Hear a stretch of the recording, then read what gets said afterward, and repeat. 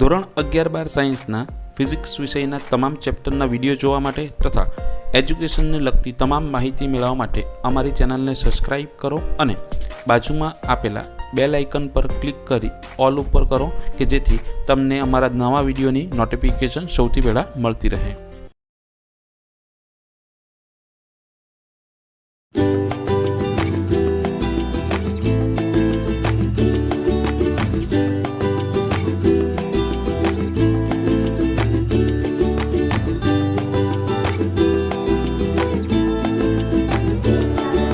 અમારા પ્રોજેક્ટનું નામ છે જનરેટ ઇલેક્ટ્રિસિટી ફ્રોમ વેસ્ટ।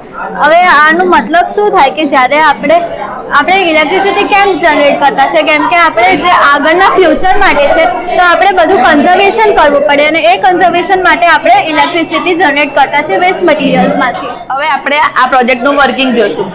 આમાં જ્યારે આપણે આ કચરાને બર્ન કરીશું ત્યારે આ હીટ જનરેટ થશે અને પછી જે હીટ જનરેટ થશે ને આ હીટિંગ પેનલ એ હીટને ઇલેક્ટ્રિસિટીમાં કન્વર્ટ કરશે અને પછી આપણે આ લાઇટ જે સળગતી છે એનાથી આપણને ખબર પડશે કે હા હવે ઇલેક્ટ્રિસિટી જનરેટ થતી છે ને પછી જે ઇલેક્ટ્રિસિટી જનરેટ થતી છે એ પછી એ સર્કિટમાં જશે અને સર્કિટ એ ઇલેક્ટ્રિસિટી આ બેટરીને આપશે જેમાં બેટરી ચાર્જિંગ થશે।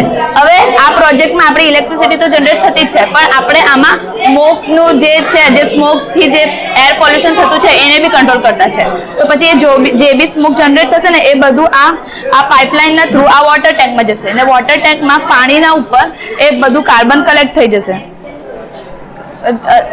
એ જે વોટર ટેન્કના ઉપર જે કાર્બન કલેક્ટ થઈ જશે એ આપણે કાર્બન લઈ લેશું અને આપણે પ્રિન્ટિંગ મશીનમાં યુઝ કરી શકીએ છીએ અને અહીંયા છે ને અમે લોકોએ પોલ્યુશન કંટ્રોલ ફિલ્ટર બી અટેચ કર્યો છે જેનાથી જે બી પાણી પોલ્યુટ થઈ જશે એ બધું આપણે સાફ કરી શકીશું। આ પ્રોજેક્ટના ઘણા બધા એડવાન્ટેજીસ પણ છે અને ડિસએડવાન્ટેજીસ પણ છે। આના એડવાન્ટેજીસ એ છે કે આ લોકલ કમ્યુનિટીઝના જે પીપલ હોય છે એ લોકોને જોબ ઓપોર્ચ્યુનિટીઝ આપી શકે છે અને આનાથી જે આપણે કાર્બન કલેક્ટ કર્યું છે કાર્બન પ્લેટમાં એનાથી આપણે કાર્બનની બહુ બધી વસ્તુઓ બનાવી શકીએ છીએ। આ પ્રોજેક્ટના ડિસએડવાન્ટેજીસ છે કે આપણને આ પ્રોજેક્ટ બનાવવા માટે લેન્ડ જોઈએ અને પછી સારું ઇન્વેસ્ટમેન્ટ બી જોઈએ ને પછી આ એ કયા ટાઈપનું વેસ્ટ છે એના પર બી આ ડિપેન્ડ કરે। મતલબ જે વેસ્ટ બનેલું છે એનું કમ્પોઝિશન શું છે અને પછી જે કમ્પોઝિશન હતો એના હિસાબથી એનું પરફોર્મન્સ અને એફિશિયન્સી એ ચેન્જ થતી રહે।